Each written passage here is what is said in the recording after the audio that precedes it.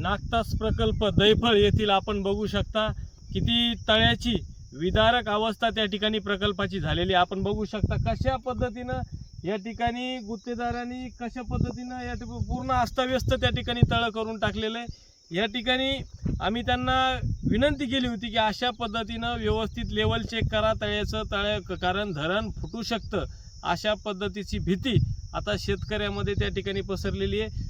कलेक्टरांनी सांगितलं होतं 200 मीटरच्या आत कुठेही खांदू नका तळ्याच्या भिंतीपाशी। आपण बघू शकता इथं दाखवा, आपण बघू शकता इथं या ठिकाणी किती ही भिंत दाखवा तळ्याची भिंतीपाशी बघा किती कशा पद्धतीनं या ठिकाणी खांदण्यात आलेले।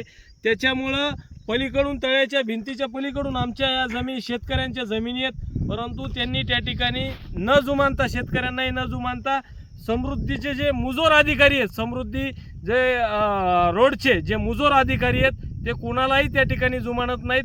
त्यांच्याच पद्धतीने हम करो सो कायदा अशा पद्धतीने या ठिकाणी त्यांचं काम चालू आहे।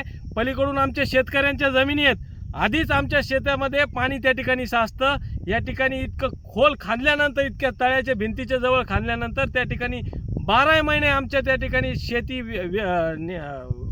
वाया जाणार आहे, पूर्ण शेत वाया जाणार आहे। त्याच्यामुळं आमची प्रशासनाला या ठिकाणी विनंती आहे अशा मुजोर अधिकाऱ्यांवरती त्या ठिकाणी कारवाई झाली पाहिजे। आणि आपण बघू शकता कशा पद्धतीने विदारक परिस्थिती आहे, पाणी निघेल का नाही तळ्यातलं, पावसाळा झाल्यानंतर पाणी निघेल का नाही याची काय कोणालाही गॅरंटी आज द्यायला तयार नाही, कोणालाही माहिती नाही पाणी निघेल का नाही। या भिंतीच्या खाली या धरणाच्या खाली आमचं खडकी गाव आहे, ते गाव सुद्धा वाहून जाण्याची भीती नाकारता येत नाही। जर गाव वाहून गेलं तर याला जिम्मेदार कोण असा प्रश्न आम्हाला या ठिकाणी आहे। त्याच्यामुळं या सर्व गोष्टी आम्ही आमदार श्री लोणीकर साहेबांना या ठिकाणी सांगणार आहोत की साहेब आपण यामध्ये लक्ष घाला आणि शेतकऱ्यांना या ठिकाणी न्याय मिळवून द्या।